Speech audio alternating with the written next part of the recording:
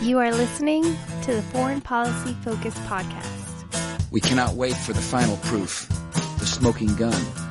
It could come in the form of a mushroom cloud.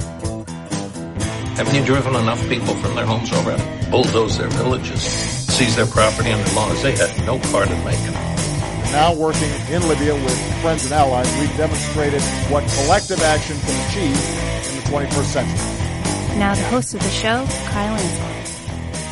This is episode 247 of the Foreign Policy Focus podcast. On today's show, I'm going to talk about the Korean peace process and as well as some potential Afghan peace talks and what's going on with the U.S. war there. To share the show, foreignpolicyfocus.libsyn.com or libertarianinstitute.org. So in talking about the Korean peace process, Warren, I do want to address something which is surprising to me. The most probably frequent criticism I get of the show and my analysis is what I would say is my optimism about the Korean peace process. And typically I get the criticism that, you know, this is because I'm trying to, I guess, pro-Trump or trying to build up the Trump position.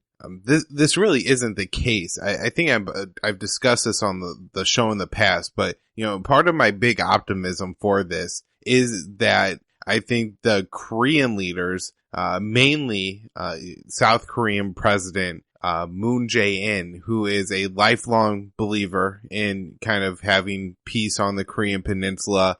Way back in the 90s under a previous South Korean administration, he was, you know, the guy that was directing the Sunshine program that was, you know, kind of these little unity projects between North and South Korea. I also think that the North Korean Supreme Leader Kim Jong Un did realize that his, you know, the position that his father left him was unsustainable, and at some point he was really going to have, you know, some problems. And, you know, being a young man, realizing that he has the potential to rule that country for another 40, 50 years. I think, you know, the way he's developed the country to me seems to be that he's looking to open North Korea up to the rest of the world economically and kind of change the economic suppression in that country. And in order to do that, he has to change the way that North Korea is viewed by the rest of the world, and particularly the United States. And so, yeah, I don't agree with everything the guy is doing,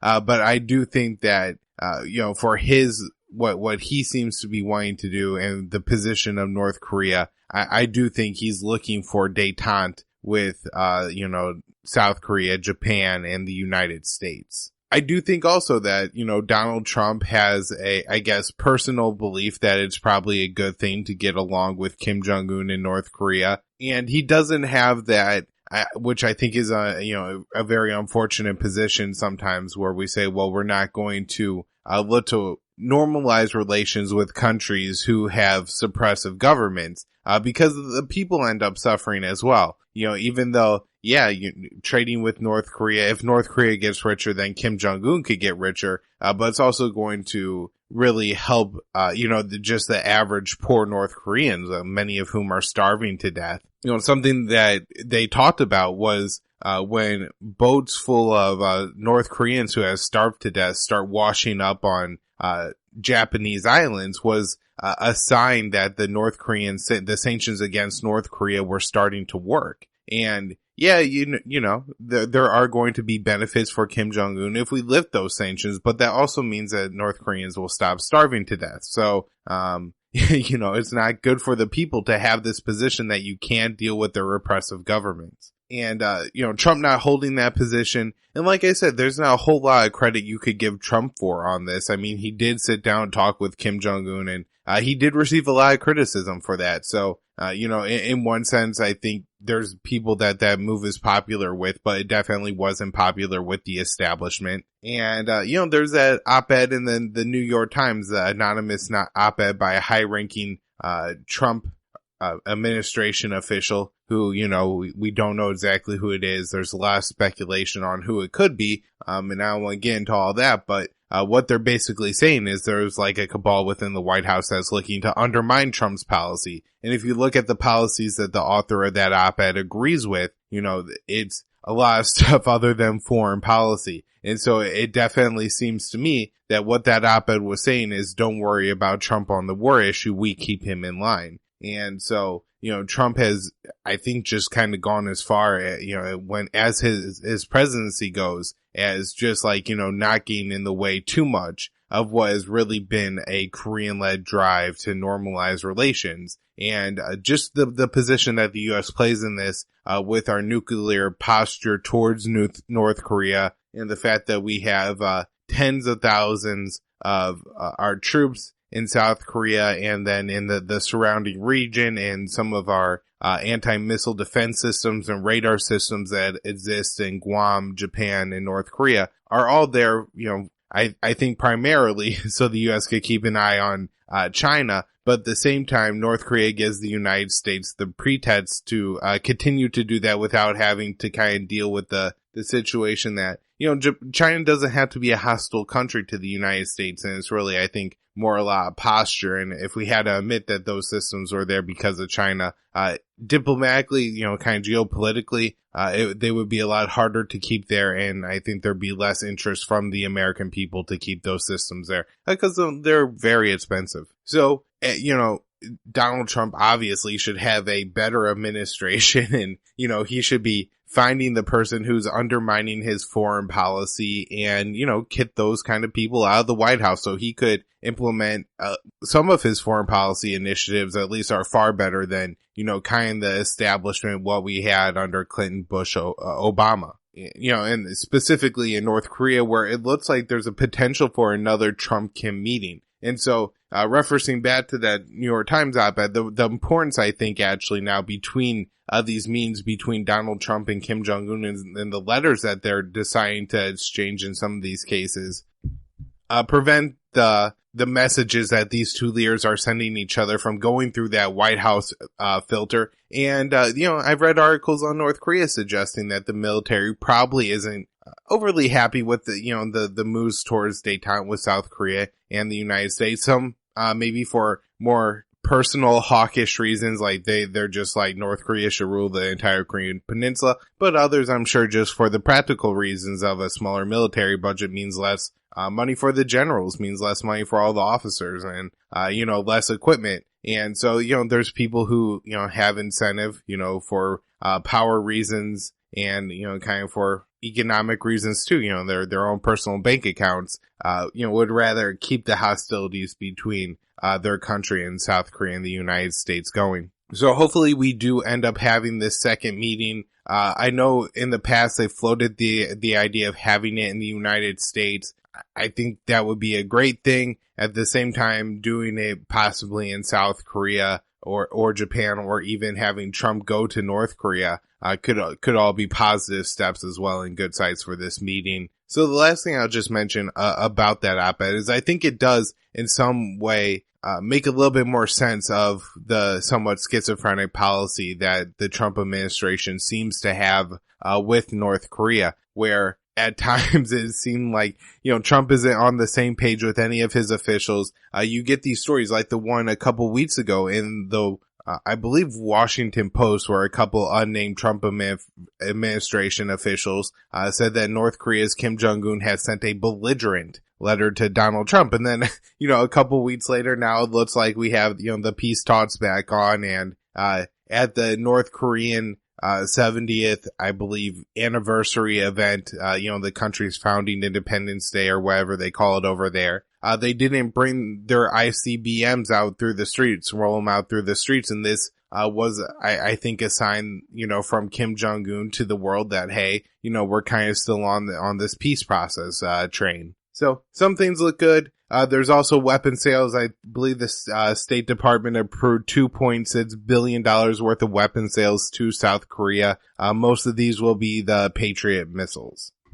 I also want to point out on North Korea a pretty interesting story, or actually editorial by Daniel Davis, where he goes through and explains why it would be, the United States should prioritize, having peace with North Korea versus getting North Korea to denuclearize. Davis points out that, the most important point here is that North Korea is not going to launch a first strike nuclear weapons attack against the United States or South Korea or anyone else, because they know that'll be met with overwhelming response from the United States and result in the destruction of the Kim regime in North Korea and, potentially the annihilation of the North Korean people. And for that reason, we really shouldn't be all, too concerned. I mean, yeah, we don't want nuclear proliferation, and it's better that Kim Jong Un gives up his nuclear weapons, but the priority should be peace. The priority should be, détente with North Korea, open that market up to South Korea, be good for that reason, and have some more peace and stability in that region. And then we don't, then Kim Jong Un, I think, is going to be much more willing to go through the denuclearization process and stuff like that, once there's not that offensive threat against North Korea all the time. So, interesting article. I'll link to in the show notes page for those of you who want to go through and read that. A couple other stories I want to touch on. I read this one. I thought was very interesting, and that is there was a Iraqi politician who was also, I believe, part of the Popular Mobilization Forces, which are the Shiite militias that fought against ISIS and were critical to the defeat of ISIS in Iraq. At the same time, there are definitely some humanitarian concerns with those militias, and I think they, to this day, somewhat exist outside of the, purview of the Iraqi government, and there is some influence from Iran on these groups. I think some of them were actually organized by the Iranians and really supported by the Iranians and, Hezbollah or Iranian military commanders. However, this guy is an elected member of the Iraqi parliament, I believe for the Dawa party. However, the United States State Department pushed and actually got Twitter to ban him. And, in this day, with the constant paranoia about election meddling and election interference, I think this is something that we're going to start to see a lot more of, and I bet it's not going to be reported on until it's already a very prevalent tactic, where the United States is going to start to push, these tech companies from banning, like opposition factors or whoever in, developing third world countries, that, we want to have influence. So if we don't like this Iraqi politician who's a problem for us, well, we could just take away his Facebook and Twitter account and take away his ability to reach a lot of his constituents and voters. And, as we've seen in the United States that, these social media tools are very important. I'm sure the same thing is going to, if it's not already true in some countries around the world, is certainly going to become true as, these technologies become more popular and more prevalent, as it's easier to get, cheap, free, fast internet everywhere. And so this could really be a way, to censor these politicians, and it could be a way for the U.S. to peddle a lot of influence in a lot of countries if, we could pressure Twitter and other companies to take this on. I think the important thing here is just to have a public debate and discussion about it and point out that this is going on, and then, either demand that, companies that exist now like Facebook and Twitter, resist this and say, no, we're not going to remove political figures that the United States doesn't like and are potentially guilty of crimes. I mean, if you look, Barack Obama and plenty of other figures all have Twitter accounts and advocate for war and bombings of countries on Twitter and Facebook and all this other stuff. And yet, they're never, it would be a massive outcry if any of them were censored. And so, if we look at maybe, we shouldn't be influencing other countries' elections, in this way. And so the debate there would be important to at least have it. And then, if those, companies say, nah, we're going to stick with the U.S. government policies, again, maybe then it's time to look for, social media companies that are more independent of the U.S. government. There's some, fighting going on in Iranian Kurdistan, just like Turkey, Syria, and Iraq. There is a significant Kurdish minority within Iran seeking independence in a Kurdish state away from the Iranian government. I guess there was some fighting going on between these groups. Not quite sure what started it, but apparently it bled over into Iraqi Kurdistan, and that's what makes it a little bit more significant news. So, if anybody reads a story that says Iran invaded Iraq, this is a little bit of a more complicated situation. If you look, Turkey regularly carries out airstrikes and has troops in northern Iraq, fighting against, Turkish Kurds who, flee into Iraq. So this is just, kind of something of the region. All right, now on to Afghanistan. So for those of you who've been following the story of Afghanistan for the past few weeks, well, really few months, since after I would say maybe the ceasefire, June, July, the Taliban have really picked up and carried out a lot of attacks against, the Afghan government, taking a couple big cities and holding them for a few days, continuing to take territory. You could almost, it's a weekly occurrence now, I feel like, where I read a story where the Taliban attack a few checkpoints, take a few headquarters, and now control 2 or 3 more districts in a, heavily Pashtun province than before. As I pointed out, the New York Times ran that story saying that, hey, look, the Taliban are actually controlling or contesting like 60% plus of Afghanistan now. And so it's looking more and more like the U.S. mission there is failing and failing very quickly. When Trump initiated his policy, they started talking about turning the corner in Afghanistan. Well, it now seems like the corner that has been turned is the one towards the tide of, the Taliban, kind of taking control and really starting to win this war. There's other significant problems, the main one being the Islamist State Khorasan province that continues to carry out attacks. And again, probably even more frequently than weekly stories coming out where ISIS carries out an attack, typically in Kabul or against other Hazara Shiite targets within Afghanistan, and just suicide bombing after suicide bombing. The situation there is tragic. You have the civilian casualties being at or near all-time highs. And the one maybe little thing that you could point to that makes things seem not so bad is the United States is finally willing to talk to the Taliban. About a month ago, they met at a Qatari office there, I believe in Dawa. The Taliban had their office and they sat and met there. And then the Taliban signaled that they're ready for a second round of talks. Now, I read an article in Voice of America, which is more or less an American propaganda source. But the critical thing is they report on the American position. And so basically what it says is that the talks between the Americans and the Taliban come down to the fact that the Taliban agreed to about 80% of the Afghani constitution as written. The problem that they have is that they want no American bases to remain in Afghanistan and would be willing to accept a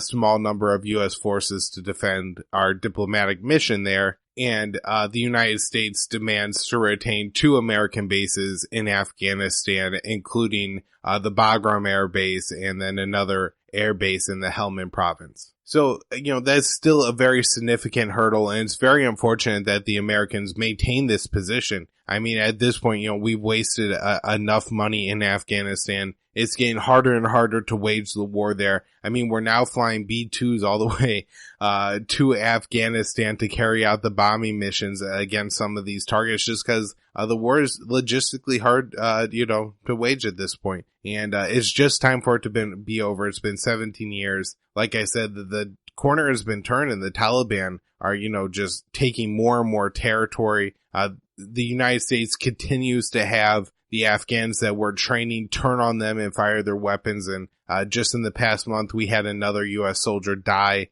from a Taliban that a member, possibly of the Taliban or just an Afghani that he was training, picked up his gun and fired it at the U.S. soldier and killed him. So, that kind of stuff is so sad and so unfortunate. And, that it's just one of the big reasons why this war really, really needs to end. Now, the last thing I want to update before I wrap up is the situation in Yemen. As I discussed, I believe on Foreign Policy Focus 245, the peace talks between Yemen and Saudi Arabia that were UN sponsored fell apart. The Houthis had some demands that they needed to be met before they agreed to attend the talks. The big sticking point was that the Houthis demanded that they be granted safe passage to and from the talks, and point out that the last time they had talks, I guess they actually were held in Oman for 3 months because the Saudis wouldn't let them leave and return home to Yemen. And so they said, we don't want this to happen again. We want security that, we'll get safe passage to and from. The Saudis refused. So rather than give them hostages, the Houthis just declined to attend the talks. I think the Saudis use this whole thing really as a scheme to reunite the attack against Hodeidah, which is the critical Yemeni port city on the coast there. It's one of the only ports in Yemen that could house the large shipping container ships, and is responsible for about 70% of the aid and fuel that enters Yemen.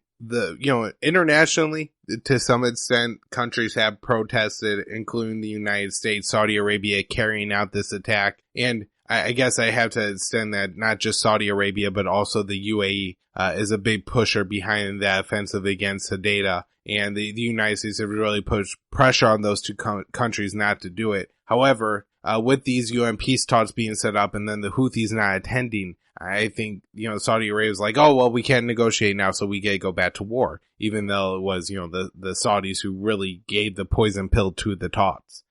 So I've read reports that the Saudis have taken a key highway entering into Hodeidah. Now, my only problem with, not just saying that this is probably true is that there's been several times in the past where we've gotten the report that Saudi Arabia, the UAE, and their Yemeni Ba'ath forces have taken territory in or around Hodeidah, and every time it's turned out not to be true or very, very temporary and retaken by the Houthis very quickly. So I'm not quite sure yet if that is the case, so just be skeptical if you see those stories coming out. After that, we had a story out of the United States, important here. Mike Pompeo, the U.S. Secretary of State, certified to Congress that Saudi Arabia was taking steps to avoid civilian casualties in Yemen. This is, of course, after in August we had 2 major attacks that resulted in a lot of children being killed. 40 were killed in a strike on a school bus in a crowded marketplace in the northern city of Sadr. And then I believe it was around the city of Hodeidah, there were some Saudi airstrikes against an internally displaced people's camp where about 20 children ended up being killed after they fled some Saudi strikes and hit on a bus. That bus was then blown up with an airstrike. So very, very tragic situations. But then Mike Pompeo said, oh, no, they're taking care to make sure that they're not hitting civilian targets. And then I believe it was the day after you had a strike on a bus station in Hodeidah where 20 people were killed, including about 10 children. So obviously that's not the case. Well, I mean, a big part of what's going on here in Yemen is just a giant scam that, the U.S. weapon makers like Lockheed Martin get to sell bombs to Saudi Arabia, and the State Department and the U.S. government get a pretty good sized chunk of that. And then, Lockheed gives a chunk of it to the politicians who continue to give diplomatic cover for the war and allow Mike Pompeo to come before them and certify, that Saudi Arabia is avoiding civilian casualties in that country. And then the next day, the Saudis are able to go out and blow up 10 children. And that, Congress isn't doing anything about it. They're not saying that Pompeo lied to us. They're not taking a big stand. They're just letting this war go on. And it's, because they're getting bribes from the weapons makers for it. So, it's the most tragic kind of situation. And, it could end and, the U.S. would be in no worse of a security situation than before. In fact, we may be even in a better security situation since, the people of Yemen know this is the American war. When the bombs fall, the bombs are, from Lockheed Martin. So, they blame the Americans from them. They found tens of bomb casings. I've seen photographs of Jane Ferguson, a PBS news reporter, showed the video of these bomb casings that were American-made bombs that have been dropped on Saudi Arabia, including some in the most devastating cases. One where there was a slaughter at a funeral, about 150 people were blown up. So that's about all I have for today. I hope you all are enjoying the show. foreignpolicyfocus.libsyn.com, libertarianinstitute.org. If anybody wants to reach out and give me feedback on the show, give me suggestions on guests or topics to cover, I have a private Facebook group. Foreign Policy Focus is the best place to do that. I like it when people come in there and, let me know what they think. If you really like the show and want to support the show, patreon.com/foreignpolicyfocus, Twitter at KYAAALE, and then you can listen to myself and a bunch of other great libertarian podcasts by checking out the Libertarian Union on Facebook.